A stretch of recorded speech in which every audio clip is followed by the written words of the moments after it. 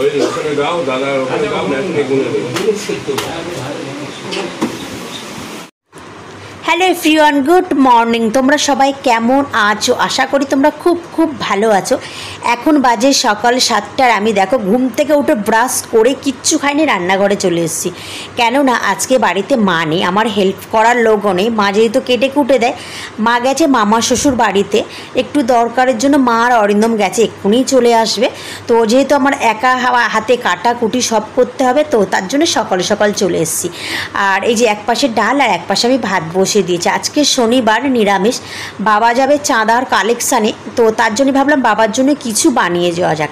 মাম্মামের জন্য বেশ একটা মাস আগে বাবা ওটস নিয়ে এসেছিলো 500 প্যাকেট, কিন্তু মাম্মামকে একদিন খাইয়ে মাম্মাম একদম খেতে চাইছে না। মানে ও খেতে মানে ওই একটু ন্যালন্যালে টাইপের, তো একদম পছন্দ করছে না। তো ভাবলাম ওটসটা কি নষ্ট হয়ে যাবে, তো আগামী কালকে কিন্তু বানিয়েছিলাম আমি এই রেসিপিটাই বানিয়েছিলাম। এত সুন্দর খেতে হয়েছে। কালকে একটু ভয়ে ভয়ে বানাচ্ছিলাম যে ভালো হবে না, ফেলে দিতে হবে, গ্যাস নষ্ট, তেল নষ্ট, নিজের একটা খাটনি নষ্ট। তো তার জন্য কালকে আমি দুটো বানিয়েছিলাম। বাড়ির সবাই চেটে ফুটে খেয়েছে গাইস।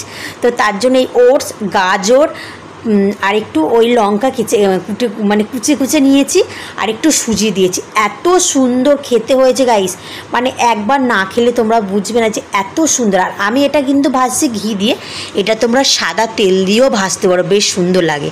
তো আমারও ভীষণ পছন্দ হয়েছে। আমার না, আমাদের বাড়ির প্রত্যেক মানুষটারই। আর আমার শ্বশুর তো মানে চেটে পুটে খেয়েছে এমনকি। তো তার জন্য বাবা বলছে এটাই আজকে বানা। তো অরিন্দমেরও খুব পছন্দ হয়েছে। আর ওটস কিন্তু আমি, অরিন্দম, মা কেউ খাই না। বাবা খায় ওই দুধের সাথে একটু ভেজে নিয়ে বাবাই খায়, কিন্তু আমরা একদম পছন্দ করি না। আমার তো এই গন্ধটা শুকলেই যেন কেমন একটা লাগে। কিন্তু গাইস এই গোলা রুটিটা আমি একবার খাওয়ার পর আমার মনে হয় এটা রেগুলার সকালবেলা করে হলে বেশ সুন্দর। আর ও মানে এই ওটস জানো কত ভালো খেতে।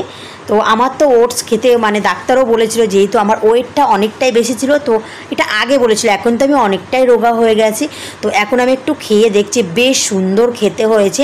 তো আমি অরিন্দম বলছে এটা তুমি সকালবেলা করে রেগুলার তো তুমি খেতে পারো। তো আমার বাড়িও সবাই পছন্দ করে, তাই ভাবলাম আমি বলছি একদিন ছাড়া ছাড়া এটা করবো, যেহেতু রেগুলার তো ভালো।